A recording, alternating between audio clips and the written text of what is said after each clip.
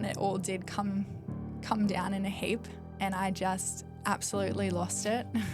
What did that look like? I was in tears. I was, in bed. I couldn't get out, and I admitted that I was so disappointed and I felt like a failure. And also I admitted that I actually didn't want to give up. And this was to my boyfriend, who is now my husband. But he was the one that told me, like, well, why would you give up?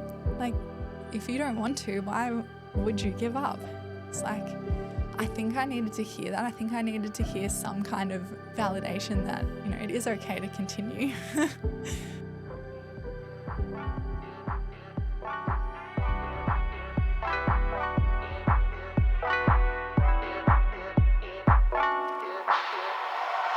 Welcome back, or welcome to another episode of Success Times Happiness Podcast. I'm your host, Richard Thompson, and today we have a very special guest, Kareena Lee, an Australian Olympic swimming team member. She is easily considered as the greatest 10-kilometre open water swimmer this country has ever seen. She has a wonderful story, and I hope you really enjoy it. So let's get into it. Kareena Lee, thank you so much for coming in. Oh, thank you so much for having me. I feel honoured.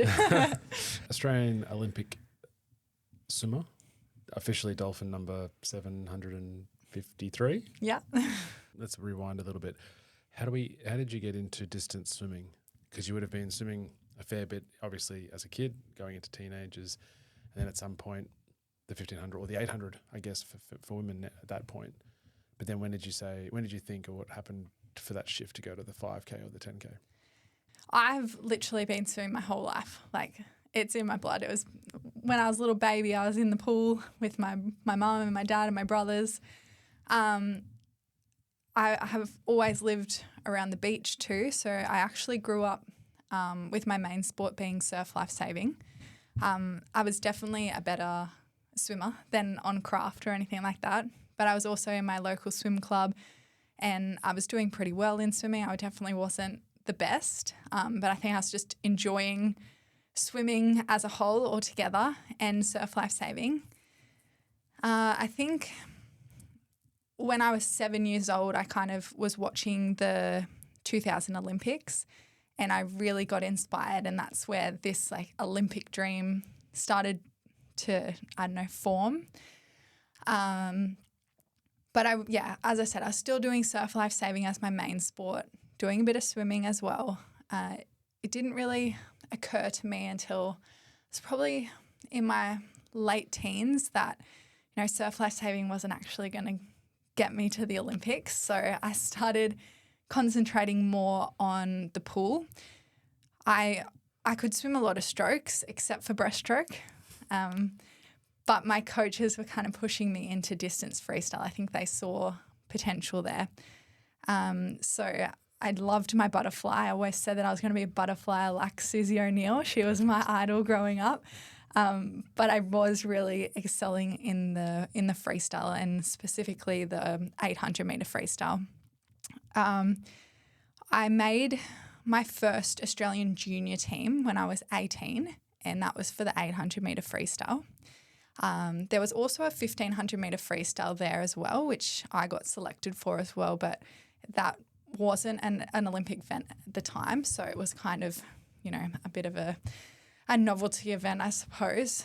That was the junior Pan Packs, and when I was on a pre-camp to go to the junior Pan Packs, I had the head coach come over to me and say, Kareena, just to let you know, we can enter one more person in the 10-kilometre open water event if you would like to do it. This is in the same meet as the 8, the 15? Yeah. Great. And my first initial reaction was like, no thank you.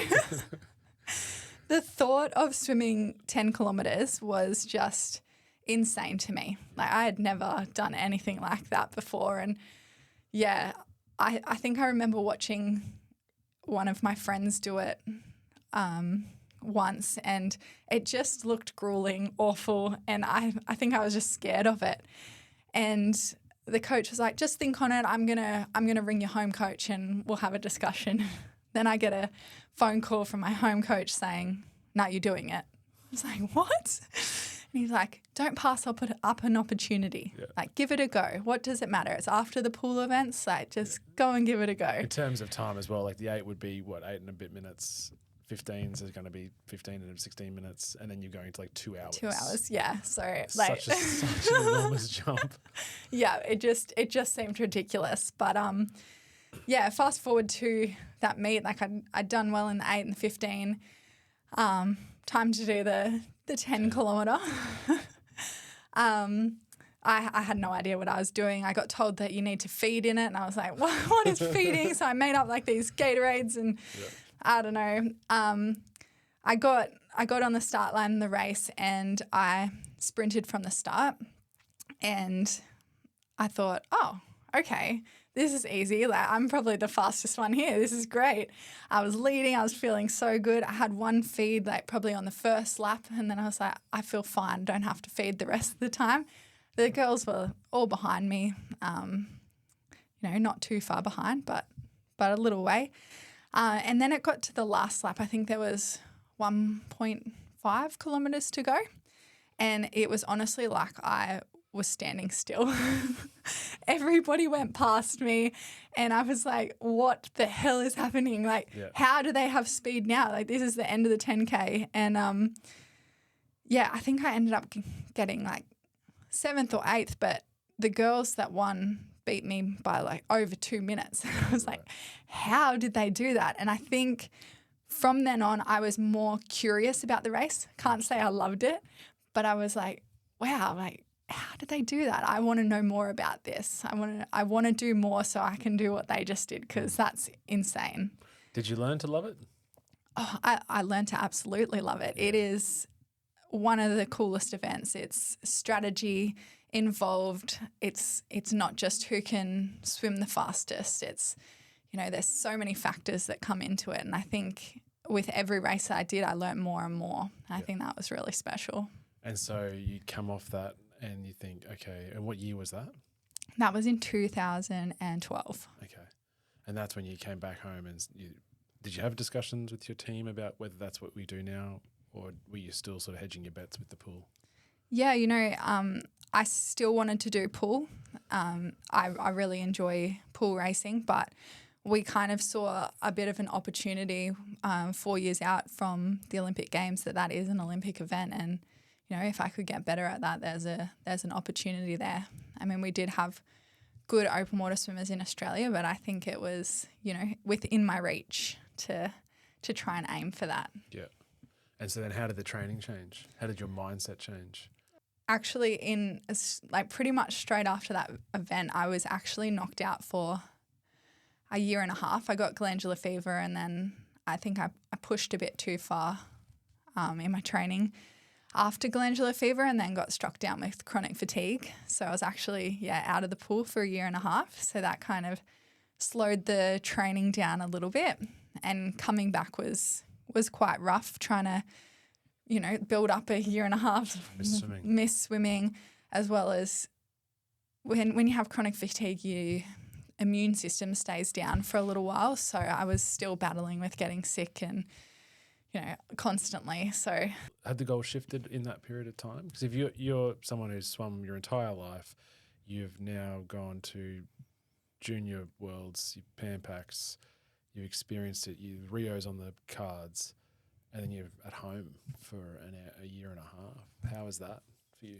It was a pretty difficult time in my life to go from being so active to literally not being able to get out of bed, not even being able to like walk to the fridge to get myself something to eat. It was really hard.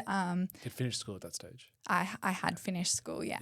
I was at university, but that kind of had to be put on the back burners too. Like it was a struggle. I think I was probably, I was pretty down. I was in a deep hole.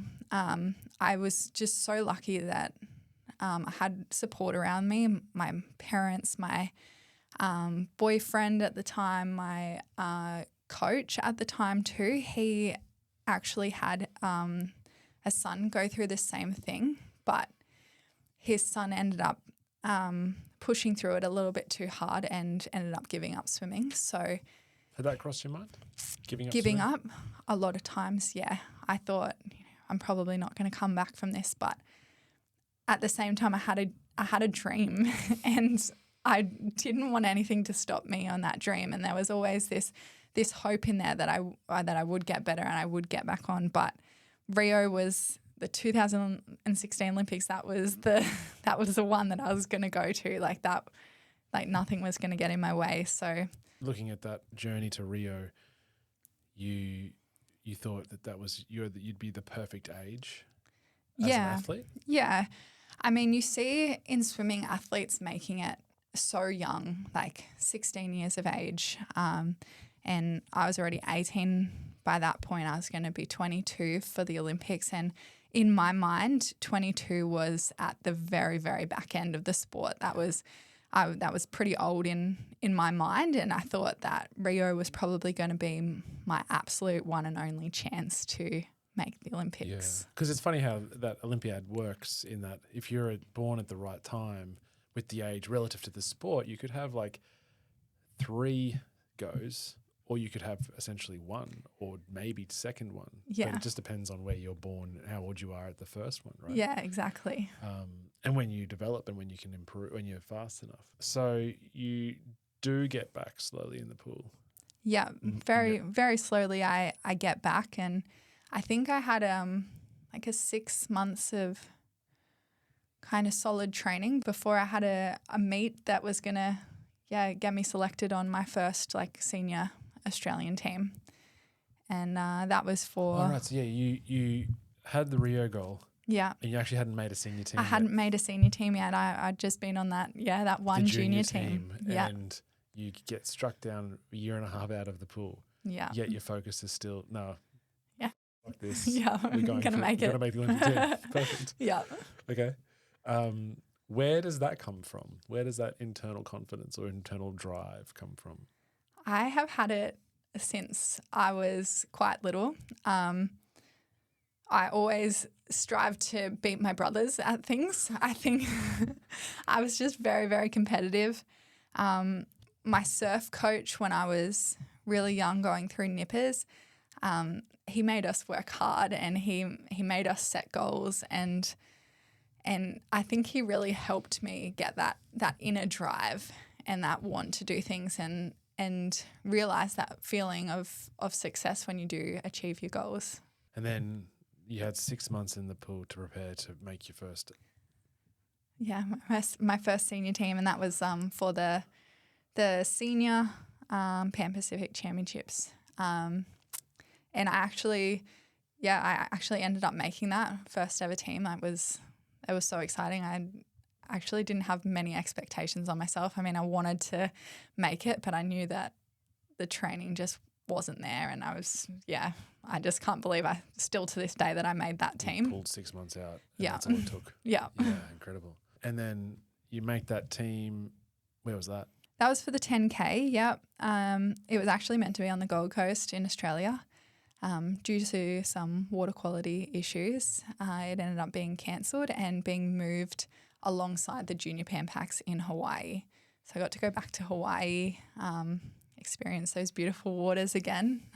It was quite amazing, but it was actually pretty devastating to be cancelled in Australia because it was something that my whole family was going to come and watch, and but no, it was pretty cool being able to go back to Hawaii though. That was 2014? Yeah, 2014, yes. And then so your premonition about Rio was all coming to fruition. Yeah, I think that gave me this like spur of energy and like real belief that, I could get there. There was probably four girls that were quite good in Australia, but I was in the top 2. And there's 2 potential spots to go to Rio in the first qualifying chance, but the second one, there's only 1 Australian spot. So, it gets pretty cutthroat. Yeah. How does it go? Because if you're effectively in the top 2 in Australia, and the other one lives on the Sunshine Coast as well. How does that go with motivating you to train harder, knowing that she's just there? Yeah, well, we were actually training partners. We were training in the same pool, in the same squad. We were, pushing each other always. And she, just before those PAM packs, she actually moved squads, but still on the Sunshine Coast. So every little ocean swim, every meet that I went to, we would always be up against each other. And honestly, I think that's what made us better. Having your biggest competition right there, it makes you better. It makes you want to be faster, strive for more. I think we pushed each other a lot. I think it was really good. Yeah, okay. And so there's two primary qualifying races for Rio. Mm-hmm. The first one, you weren't great feeling, you weren't 100% healthy, and so you had lower expectations. I don't know if that was why I had low expectations. So the first qualifying event was the World Championships in 2015. So it's my first World Championships. And I had seen, other Australians compete at World Championships, and we usually didn't get in that top 10.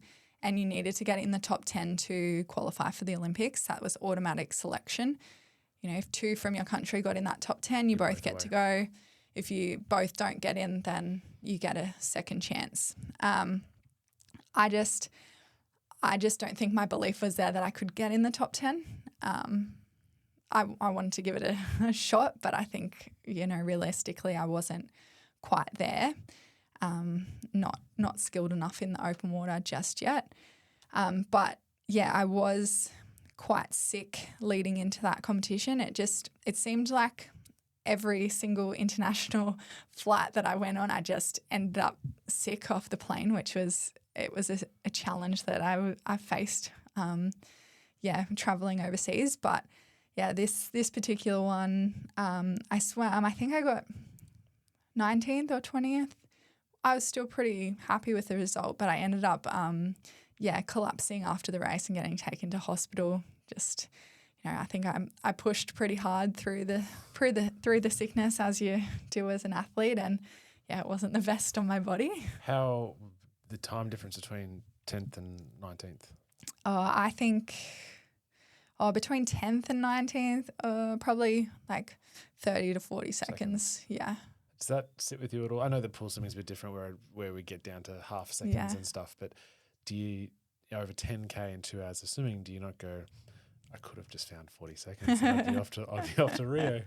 Yeah, I mean, you do look back on it, and as I said, you learn so much from each event. So I knew that I had learnings to take into the next one. Yeah, and then so you go back to the pool, back to training, knowing that neither Australian qualified at Worlds. Mm-hmm. And you both have one opportunity left in Portugal. Yeah, and it's only one place from each country. You have to get still have to get top 10? You have to get top 9, and it's one from each country. Yeah. And so your mindset going into that race, knowing that's just you've had this premonition about Rio, mm-hmm. and it's the right age for you to qualify, right age for you to compete, probably the last opportunity to do that. And that is the last qualifier for that. What's your mindset going in?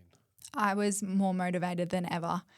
I knew that this was my shot, and it's everything that I wanted. So I worked so hard. I got my pool times dropped down to the point where in the 800 I actually got third. So only one spot off actually making the Olympics in the 800. The local ocean swims I was actually winning, and that was giving me boosts of confidence. Over your yes, yep. And I felt great. I was strong. I was healthy. Everything was looking really good. And on the start line? On the start line, I was pumped, motivated. I I think it was probably the first time that I hadn't gotten too nervous. I was able to control my nerves pretty well, and I just wanted to go in and, you know, see what I could do. Then that race. Yeah, that race, we started, and I think probably on the third lap out of 6, I saw a girl breaking away from the pack, and I decided in that moment to go with her. We actually made quite a fair distance on the rest of the field, and I've heard now from, you know, other coaches that they were high-fiving my coach and everything. Like it was enough of a distance to say, you know, you should probably go into the Olympics. But I think we both just died. went a bit too strong. The rest of the pack caught us, and it was a big sprint finish to the end. I ended up getting in that top 9. I think I got 7th, but yeah, I was the second Australian, so I didn't make that one. And that was internally devastating, but I knew that I could not show that. Like, I wasn't someone that could show my emotion, I guess, which I look back on now and that's so silly. But I wanted to be so happy for my other competitor because, you know, it's amazing feat. And, you know, I didn't want to disappoint my coach or anything by being upset. And in that moment after that race, I was like, well, I guess that's my swimming career done. And I had to try and think, oh, you know, you've been to Pan Pacs and you've been to the World Championships and you gave it a shot, and you just got to be happy with what you achieved. And the difficulty is, I guess, is that it's 4 years, right? It's like, and that's what I find incredible with swimming, that it's, and any specific Olympic sport where you're like, that's my goal. And if you're like, for you don't qualify, and that's the biggest step, like the biggest hurdle. It's like, well, if you were focused on if you still had another 4 years in you, it's another 4 years to then qualify. Yeah, and 4 years just seems like such a long time. Like, thinking I was old at 22, another 4 years, like that's 26. Yeah. Did you watch the Rio 10K? No, I didn't. Yeah. I actually didn't. I can imagine. And I feel awful for not, but I honestly couldn't bring myself to watch it. It was a bit of an emotional time. Yeah, I can only imagine that. And I appreciate your honesty with that. So you get home. How are you, that must be one of the lowest points of your life when you've been so focused on the Olympics and now that dream's gone. It was one of the lowest points, and I think the hardest part was me trying to hide it from everyone. I didn't let myself be low. And, you know, my family, my boyfriend, they were so amazing on trying to lift me back up. But yeah, I was hurting. I was hurting a lot, and I was just more confused because I had told everyone that after, you know, Rio, that's going to be the end. So I think, you know, me and my boyfriend were starting to make plans for the future and what that's going to look like. And in my head, I just kept on, you know, telling myself, something's missing. Like, I can't be done. But I felt bad for thinking that. I felt bad for saying that because I'd already, you know, decided that this was the end. So it was a really hard time juggling what was going on in my head. And that was and because of the way you're saying that you didn't want to share that, or you didn't want to tell anyone that you were going through that. So that's just rolling through your head all the time. Yeah. I think I used to be like one of those people that found positives in everything. And I think that's, you know, sometimes that's a superpower, but sometimes it's quite bad because you're continually lying to yourself and you're not letting yourself feel what you need to feel. Did you know at that time, like actively, did you consciously know that that's what was going on? Or were you really trying to do yourself over and pretend to yourself that everything was good? Yeah, I think I was trying to pretend to myself that everything was good. And it's looking back going, you were not okay then, and it was not okay. And where up until that point, were you previously able to express your challenges to others, or is that just a trait that you have that you just want to be able to keep a smile on the face? And yeah, I think I just wanted to live up to what everyone always said. Everyone used to say, you go through life smiling. You're such a happy person. And so that's kind of what I just took on. Yeah. But you're going home at night almost convincing yourself that that's the case still. It wasn't as if you knew, it wasn't like you knew that you get home by yourself or in your own moment and you fall in a heap. You're just trying to be happy. Just trying to, yeah. Yeah, right. And then what was the turning point, do you think? The turning point was when it all did come down in a heap and I just absolutely lost it. What did that look like? I was in tears. I was, in bed. I couldn't get out. And I admitted that I was so disappointed and I felt like a failure. And also I admitted that I actually didn't want to give up. And this was to my boyfriend, who is now my husband. But he was the one that told me, like, well, why would you give up?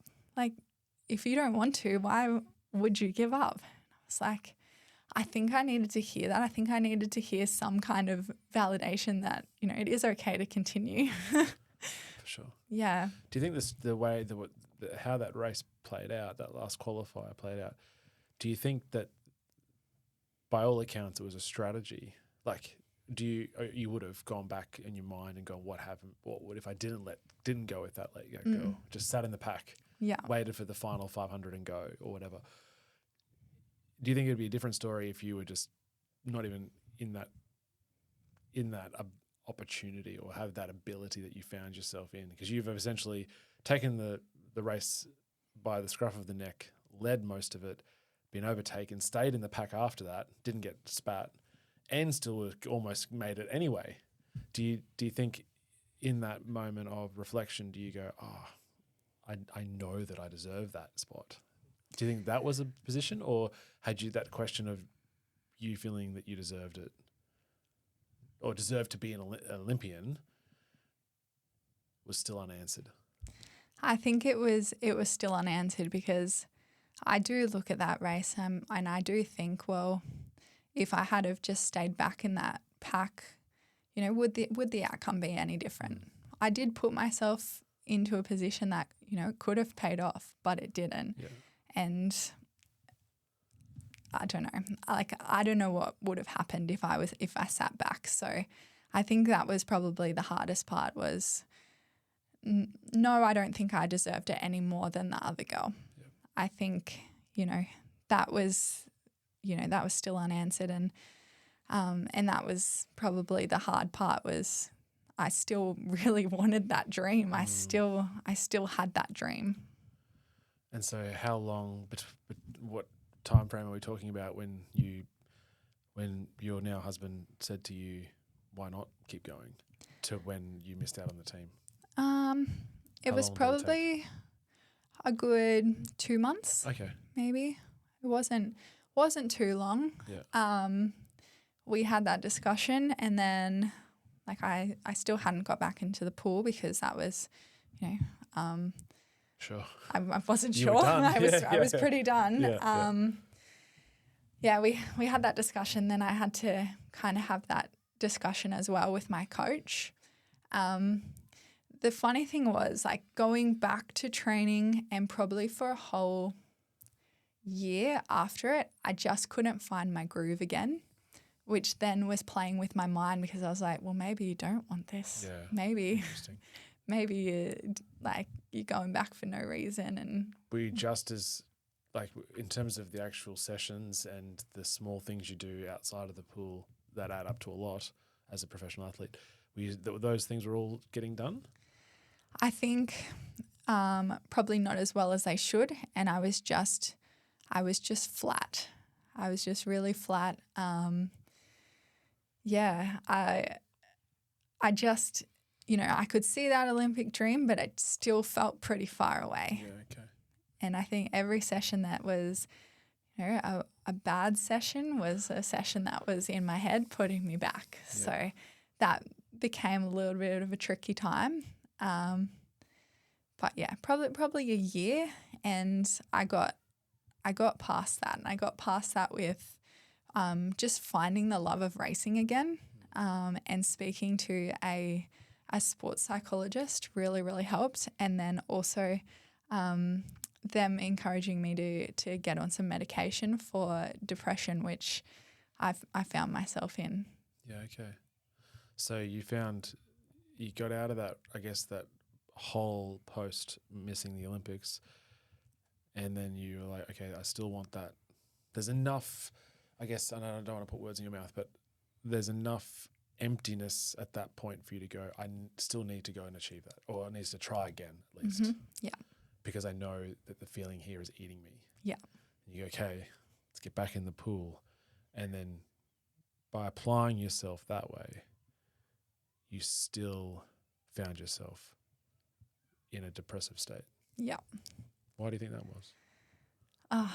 I don't even know. Like I don't know what it was. It was just where I was at that time. It was I definitely wanted to achieve it. I was feeling flat. I think now that I look back on it, I needed a change. I needed something that wasn't what I just did every day. And in 2018, I realized that something had to change, and I needed to find my absolute love of the sport again. And I actually left my long-time coach and went to Noosa to train under John Rogers. And I kind of had a meeting with him, and I sat down and I said, look, I have this dream. I want to go to the Olympics. I've had it since I was 7 years old. But I'm going to come here and I'm going to train for a year, and I want you to be honest with me. If you don't think I'm going to make it, tell me, and I will stop there. And he was like, yeah, no worries. Like, we'll get you there. Don't worry. And 2018 ended up being my breakout year. It's the year that I got my first international medal in open water. It's also the year that I qualified for my first senior Australian team in the pool as well.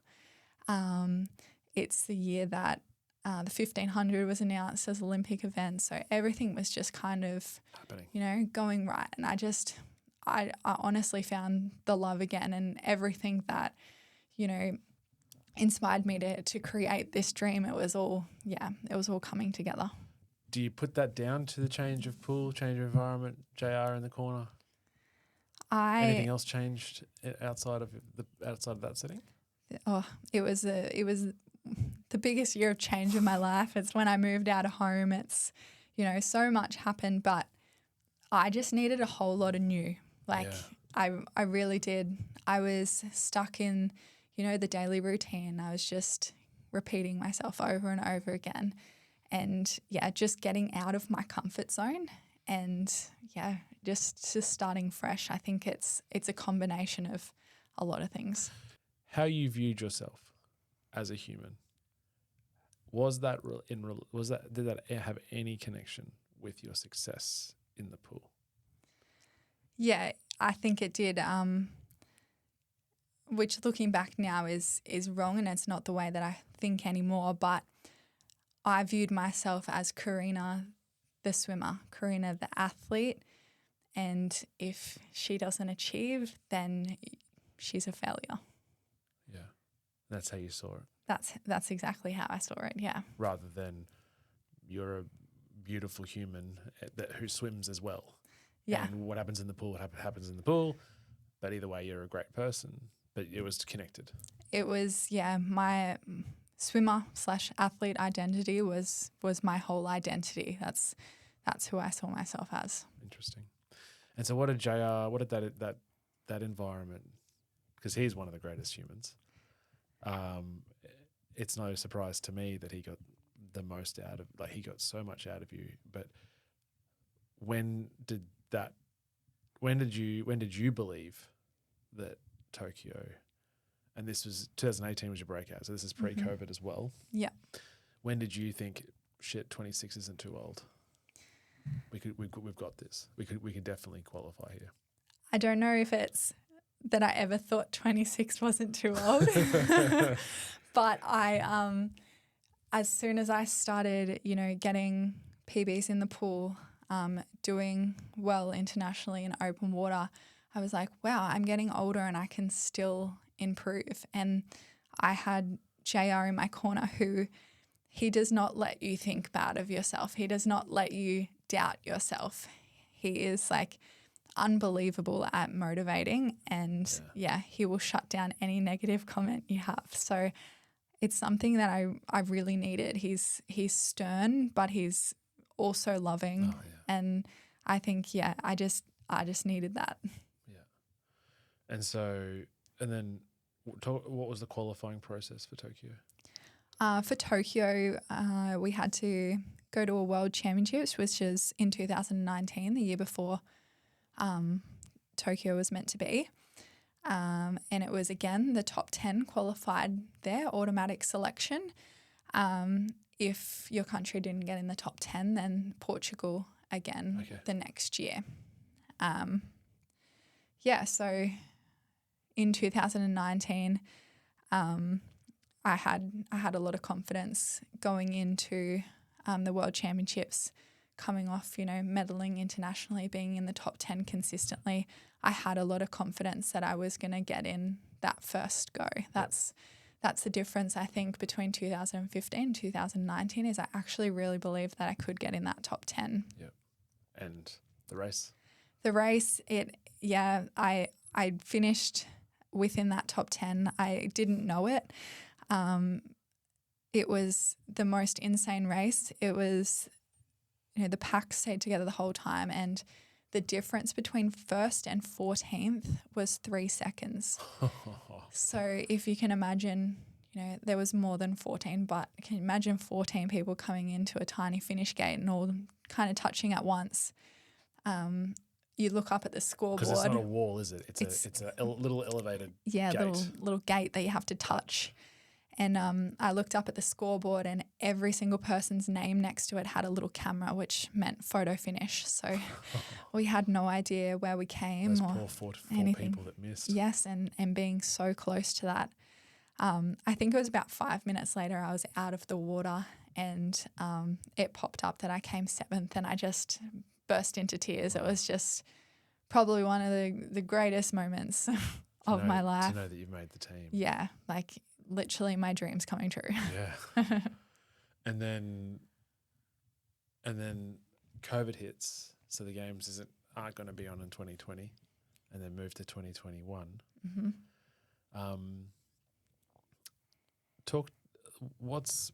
Where's your mindset now then between you've achieved the goal? Mm-hmm. So since you were 7, I want to go to the Olympics. You've done that now. You've qualified. How do you recalibrate the goal then? Yeah, so the goal that was achieved, and that was actually a little bit hard for me. I was like, oh, okay, well, where to now? Yeah, I've done it. I've done that. Like, what do I aim for? Yeah. And then I was like, you know what? I'm going to get on the podium. I'm just going to do it. Shit, that's just the 7-year-old, the confident 7-year-old going, don't worry about the details. Yeah, I'll just going to do it. Yeah. First Olympics, why not? Let's do it. Yeah. And how many girls are there in the race? At the Olympics, there's actually only 25 starters, so it's quite small compared to like a World Championships where you have 80. 80? Yeah. Yeah, right. So 25 of the best mm-hmm. in the world. And so that you sit down with JR as well, and you said that's the goal, openly? Yeah, I said openly that's the goal. I think I'm capable, and he said I think you're capable too. And that's kind of the last we spoke about it until just before I got on the plane to go to Tokyo. And then what was discussed then? So JR has this funny thing about, for the people that don't know JR, he's, pushing 90. Yeah. And just the most Yeah, you said it perfectly that he's stern but loving. Yes. Yeah. That comes across 21, I think. Yeah. Anyway, so what does he say? Sorry. Yeah, he just has this like funny thing before you race. If he's really confident in you, he'll give you his prediction, I suppose. And he just said, "You'll be on the podium." And I was like, "Yeah, I know." You're right. So much confidence. Yeah, that was kind of end of story. We didn't want to talk about it anymore after that. I got on the plane. He had to stay home, and yeah. And knowing that before that race, not one Australian male or female in the history of 10K Olympics have medalled. Yeah, no one had medalled. I think the best had been 7th place. And I think originally when I was thinking, I was like, I just want to be better than 7th so I can be, the best. But I was like, no, come on, give it more. And so talk to me about the start line and what's going through your head there. Still extreme confidence, no nerves, or? It's real funny. The start line in Tokyo, even, the lead up, the presentation, everything, I was just so happy. I honestly could not believe I was there, going through COVID, not knowing whether the Olympics was actually going to be on. I was just insanely happy. And I think that just made me relaxed. And I said to myself on the start line, like, it really doesn't matter where you came. Like, this is your dream and you're living it. So let's do it. Yeah. Okay. And then talk to me about through that last race. Through the race, it was really, really hot in the water. I think it was 29 or 30 degrees in the water, 32 degrees out of the water. It was quite warm. So I actually had more feeds than I would usually have in open water race. Normally I'd have 1 or 2. I fed on every single lap of the 6-lap course. The plan was to try and stay within the top 6 for the first 5 laps of the race, just so I could see the front girls, see if they were trying to put a move on or anything like that, but try and conserve as much energy as possible. And then the plan was to absolutely give it your all with 1 kilometre to go. Now, like in open water races, things don't go to plan. I found myself, with 2 laps to go, I think back in around 13th, and I was in a little bit of a fight with one of the other girls. Like you can get yellow card and red card, and she ended up getting a yellow card, which gave me a little bit of time to get away from her and get out of that situation.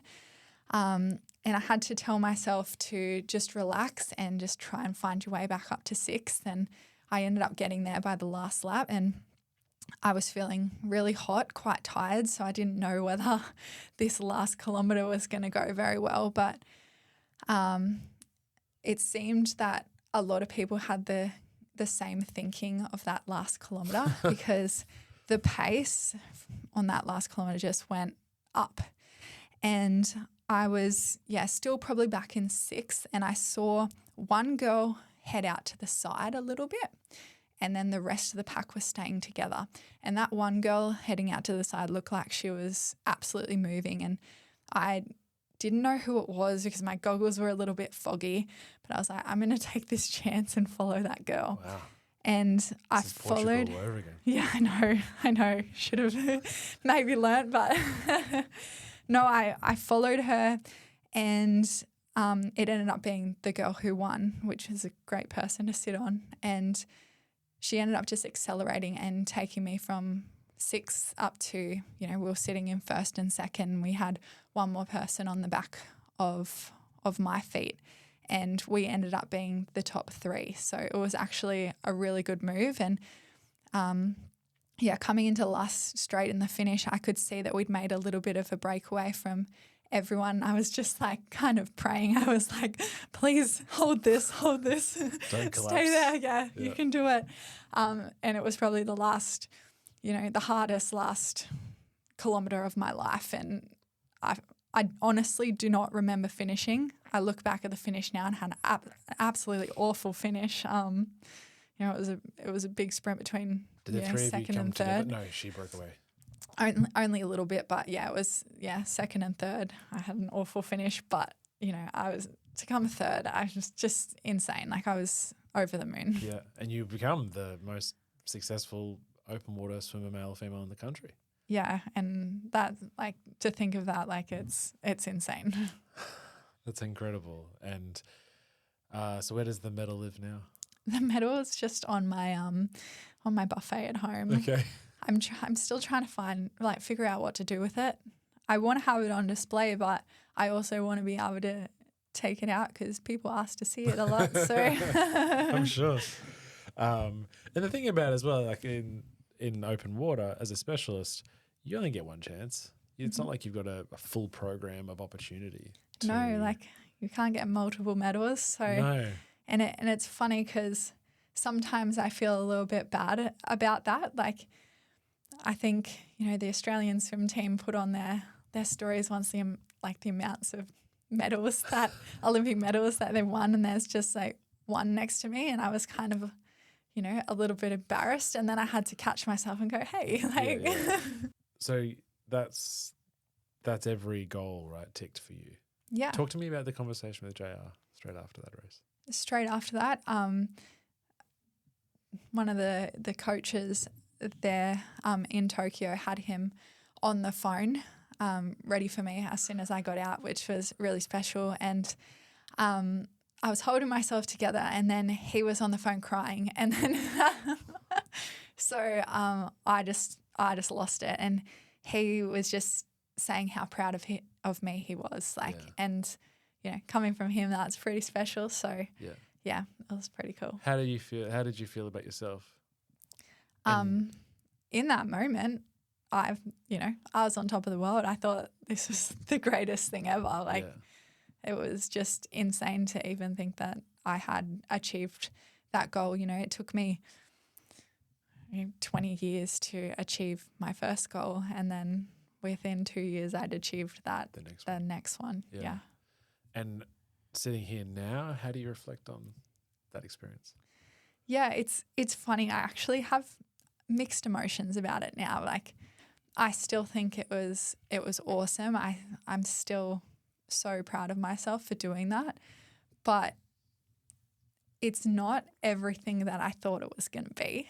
Like, I don't know, you just think, you'll achieve your goal, you'll have unlimited happiness. Like, you achieve your goal, it will be everything. It will change your life forever. But, you get over that Olympic period and you're still just Kareena.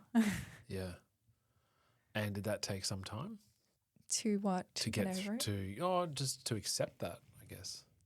Yeah. I mean, I don't know. I think I had just had this outlook of my idols, every other Olympian. I just thought, they had it all, but not necessarily. And I think as proud as I am, achievement is not everything. There is so much more to life than just that. Talk to me about that balance. Yeah, so I've figured out now that, that the sport is such a small part of your life, and that, you've got people in your life that are going to be a part of your life forever. And I think just figuring out that, there's just so much more than just that moment, and that is a part of me and a part of a journey that I've been on, but there's an even bigger one, I think, ahead. Upon that, let's call that like a decade of learnings from when you set yourself, like you properly set, maybe from the junior Pan Pacs to the Tokyo Dias. Even now, I guess, now you're out of as a professional athlete, and you've morphed into a professional coach. Mm-hmm. What would you tell your 10-year younger self? I would tell my younger self to enjoy life and to make time for yourself. Don't be scared of having breaks and having fun as well. there is a balance to everything. And I think, you know, a happier person is going to go further than someone that is, you know, flogging themselves all the time and, you know, unhappy while doing it. Do you think you could have achieved what no one else in the country has ever achieved without being so driven and to the expense of a lot of things? Yeah, look, I think every single professional athlete has to make sacrifices. Not that I really like that word, but they have to make big choices, tough choices, and they have to be so driven. But something that I really, really do believe in now is like well-being as a whole as well. Yeah. And I really think that some people are nailing it, and I think they're the ones that we're seeing go Succeed. further. Yeah, interesting. That people that have the ability maybe to see themselves as a human first and an athlete second. Exactly. And then still commit to the craft as much as you need to. Yes. And I think like you see, well, I think we've learned actually after COVID that, you know, breaks are okay and that you will come back and you will come back from them better. I found that a forced break in COVID was, you know, my first break in a very, very long time. And I came back with more drive and more love for the sport and more want to do it because something got taken away from me that I loved. And coming back to it was just this fresh start again, which was really cool. Yeah, right. How has the transition been from being the swimmer to being the one with the stopwatches and on an elite level, right? Yeah. How has that been? Transition out of sport is a funny one. It's for me it was so challenging, and I think that's partly because I created this thing that was, you know, Kareena as the athlete was my whole identity. Who are you without that? Yeah. And I truly believed that I was setting myself up for life outside of sport. I mean, I went to uni and I did my teaching degree, and I was so proud of that. Like to get that while I was competing was one of my greatest achievements. And I truly believe that my life was set up. And then you get out into the real world and you realize that you haven't actually worked and you haven't got the skills that, you know, that other people who have been, you know, working since they were, 14 or whatever actually have. And that as an athlete, I was actually quite far behind the rest of the world. And that's transitioning from doing something for so long that you are one of the best in the world at, to then go, okay, I need to move. I'm moving to a place where I'm actually behind here. And it's so weird that kind of feeling, that realization. And I think you're just not aware of it. And people can tell you while you're in the sport, but you don't take it in, you don't listen. And then trying to find a job as a teacher, and then I think I got a job as, you know, relief teaching, and then there's still this hole that, you know, I still love swimming and I still love the sport, and I'm so far away from it now. I'm just, you know, in a classroom with kids that I only spend one day with, and there was something that just wasn't right there, and then I was trying to figure out, well, you know, I did this degree and I'm gonna, you know, put it to waste, but what am I gonna do? Then I went into and I did an athlete wellbeing course, and that's something that I'm really passionate about. And then, just suddenly this job opportunity came up, and it was being a coach, and it was something that people always told me that I'd be good at, but I was like, no, you can't do that after you swam. You're just gonna live the same life. Yeah. You can't do that. But now I'm doing it, and it's filling this hole that was there, that I'm still around the pool. I'm still around swimmers. Yeah, I am living like literally the exact same life, which is in the morning and pretty funny. But I think I've found a passion. But you're bringing obviously something drew to teaching. Yeah. And then you're using what you know and what you've learned over the last, since you were little in the pool, but you're also bringing what you know as your teaching. Yeah. swimming. Yeah, I get to bring in teaching, athlete wellbeing, and swimming, like all of it together, and I think that's really special. And I think that I have got a lot to bring to the sport, and yeah, I'm continuing learning on this too, and growing as a coach. So where does the next 5 years look like for you? The next 5 years, I want to be on more teams. I want to be, traveling with the Australian team, but I really want to incorporate wellbeing practice into my coaching more. And I also want to, I just have this dream of being able to educate coaches and athletes on the wellbeing side of things as well. Is that to help the athletes manage through at the current place they're at, or more focused on post? Or both related? Both. Yeah. The main thing is that knowing that there is separate, there's, the person and there's the athlete, which is a great part of the person, but it's not the person. And I think it's really important message to bring through. And I think that's going to help throughout their swimming careers and post. How do you cut through that? Because as you said, when you're in the thick of it, when you're swimming, 12 sessions a week, you're like, yeah. I know. Yeah. But I'm swimming. Yeah. How do you cut through? There just has to be more voices, I think. More voices of people who have been through it. Yeah. More examples of people that are doing it, amazingly. Okay, that's awesome. Thank you for sharing that today. Before you leave, we go through a number of short fire questions.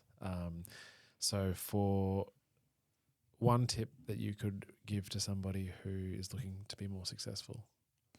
I think it all begins with setting goals and, knowing that they're not going to happen instantaneously, and that if you continue working towards them, even if you get struck down a little bit, that you keep working towards them, you will get there. I think your life is a testament to that. After the year and a half out of the pool before the qualifiers for Rio, and then not qualifying for Rio, and then going towards what you've been able to achieve. Number one tip for someone looking to be more happy in their life? More happy is just being able to create balance as well as taking time out for yourself. If you're not happy within yourself, you're not going to be happy, in general. So really looking after yourself and, recognizing the people around you who, are amazing people, surrounding yourself with those people. I want to dig in here a little bit, which I don't usually do. But so in the past, you've said that particularly after Rio that you were pretty blind to what you were going through until it was all too much. Mm-hmm. How do you check in with yourself to make sure you're okay now? Yeah, I have little signs, I think, that I know now, and I've learned this through psychologists, that there's little things like how I'll withdraw, or I won't respond to text messages or things like that, and that I now click onto okay, something's not right here. Right. Yeah. And then what's the process? How do you sit on that or mull through that to work out the answer? Well, I do check myself then. I'm like, okay, what's going on? What's wrong? And I'll have a think on it, and usually I'll just, have a conversation with the psych then. Yeah. And we'll usually get to the bottom of it. And then the advice after that is just to go and do something that you enjoy. So for me, it can be as little as going to get my nails done or going for a walk with a podcast in, and it generally just recenters me. Beautiful. A book that you would recommend someone to read? I am someone who gets really lost in books, and I love getting lost in books, and it's just like a really nice relaxation time for me. So I don't read anything that's too full on. So I would say anything by Leanne Moriarty. Okay. So maybe. What's the genre? It's like it's fiction, but she always has good twists in her novels. Okay. Probably 5 Perfect Strangers is probably a good one. Perfect. Most influential person in your life? I really think it's my husband. I'm just in awe of him every day. He works so hard, but he has amazing friendships, and like he cares so much about family, and then he'll always find time to do things, whether it's around the house or whether it's with me out or whatever. He will always I don't know, I just lost that. No, that's beautiful. That's really beautiful. And then finally, one guest, famous or not, that you think we should interview. I think Graham Brewer. So he is he was an ex-swimmer from way back. He actually swam under JR. And he was a coach and a successful business person. So I think he has a lot of cool stories to tell. Awesome. Kareena Lee, you are the most successful open water swimmer this country has ever seen, but you are a human first and a really beautiful human at that. So thank you so much for coming on. It's been a pleasure. Oh, thank you so much for having me. Awesome. That was Kareena Lee. It was such a great experience sitting down with her, listening to her story, and I just thank her so much for being vulnerable with me and talking through her life and her career as a professional swimmer. I hope you guys took away some great lessons about goal setting, about overcoming adversity and finding balance as well. If you really enjoyed that podcast, that episode, I'd really encourage you to share that with anyone you think would really enjoy it as well, and to spread the word. We really appreciate it. So until next time, peace.